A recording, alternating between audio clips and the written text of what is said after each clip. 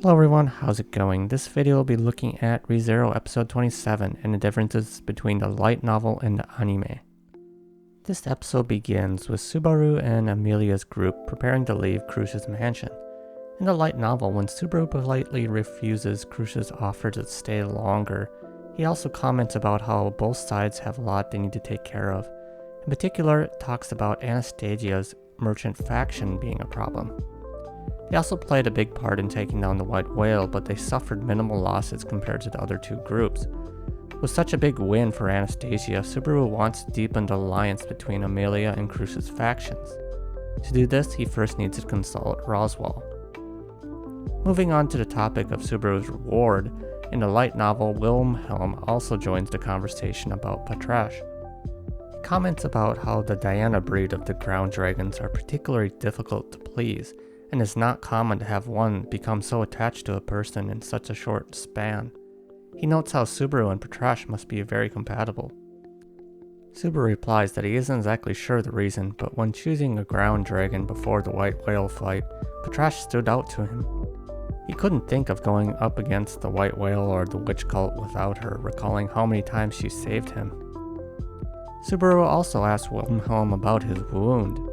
This wound was mentioned in a different cutscene in the previous episode where Wilhelm talked about a wound he received from his wife, who had the divine protection of the death god.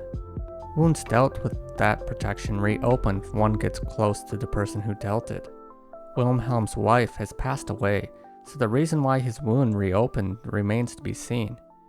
In any case, Wilhelm replies to Subaru saying that his wound has mostly closed up again, so the person causing his wound must have moved further away. Subaru speculates that if something other than the White Whale was the cause of Wilhelm's wife's death, that something could be the cause of Wilhelm's wound reopening. If the witch cult was involved, that is an obstacle they will need to overcome at some point anyways. Another moment of cut dialogue that stood out to me is when Crusch was giving her farewell greeting to Emilia. Emilia receives kind words from Crusch, but is worried that in the future they will become enemies, once again competing for the throne. Furthermore, Emilia asks Crusch if she isn't scared of her because she is a half-elf. After a pause, Crusch responds by saying that the way of the spirit defines its worth. Finding a bright way of living for oneself and others, as well as finding a way of living that doesn't bring shame to one's spirit, is what one should do. She goes on to ask if Emilia finds her way of living shameful. Emilia says she doesn't. No matter what others think, she lives in a way that won't cause her to hate herself. Crusch tells Emilia that if that's the case, she should move straight forward in that manner, and that she has a splendid spirit. To the still hesitant Emilia, Crusch reaches out her hand and tells her that she is happy to have met her, and does not have any fear towards her. The anime comes in here and we can see Emilia shake Crusch's hand with downcast eyes. In the next scene, Subaru, Emilia, and Rem are riding in a dragon carriage on the way back to Roswell's mansion. This large dragon carriage is actually another gift from Crusch, along with Beatrice. Apart from the dialogue we see in the anime, in the light novel, Emilia also asks Subaru to tell her about Rem.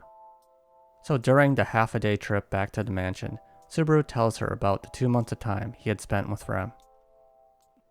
After stopping at the village and dropping off the villagers, Subaru, Emilia, and Otto head to the mansion in hopes of finding information about the sanctuary. The anime makes some changes by combining scenes and shortening dialogue to speed things along. In the light novel, the conversation about Rem with Frederica is held while Subaru takes Rem to her own room. Of course, anything that belonged to Rem is missing from the room. As Subaru and Frederica walk to Rem's room, he reflects back on the letter that Rem had wrote and sent to the mansion. Subaru wishes he would have realized something was wrong the moment he learned the letter was blank. He had thought it was some sort of plot by the witch cult, but at that time the witch cult shouldn't have even known what Subaru was up to. In addition, he knows better than anyone else that instead of a trick like switching letters, the witch cult acts in a more directly violent manner. He regrets that he didn't take the blank letter more seriously and realize what happened to Rem more quickly. Arriving at the room, Subaru readies the bed for Rem while Frederica makes other preparations. During this time, we also get some more insight into Frederica's past. In the anime, we learned that Frederica had taken leave for personal reasons, but this was actually related to Emily becoming a royal candidate. Emilia had come to the mansion around half a year earlier, and at that time, Frederica was still present as a maid. Before announcing Emilia's royal candidacy, Roswell first decided to do some tidying up. He knew that by backing a half-elf like Emilia, it would cause some discord. So before that happened, he decided to distance himself from those around him. He just left himself, Ram, and Rem in the mansion, and sent other people away to work in other locations. Frederica assisted with the move, and at the end she too left the mansion. After this, we return to a similar conversation as seen in the anime, where Subaru learns about Beatrice being a great spirit. The scene between Subaru and Beatrice follows the light novel closely, keeping the key parts of dialogue intact.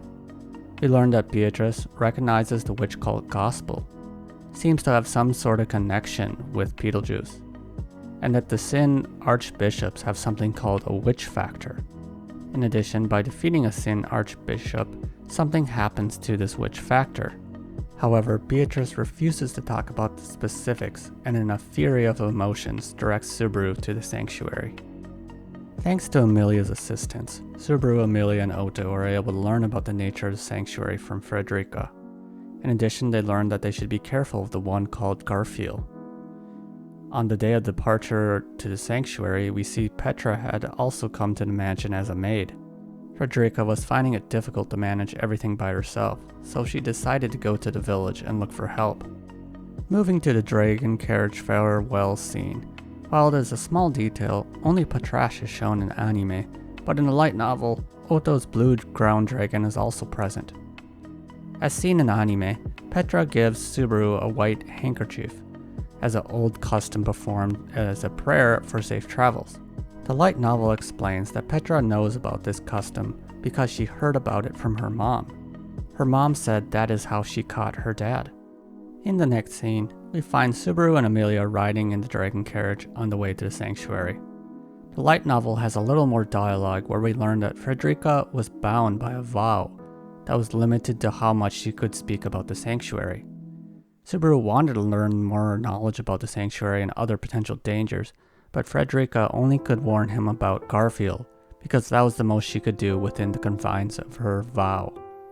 Subaru comments about how he wishes she hadn't been so tight-lipped because of this vow, but Emilia rebukes him.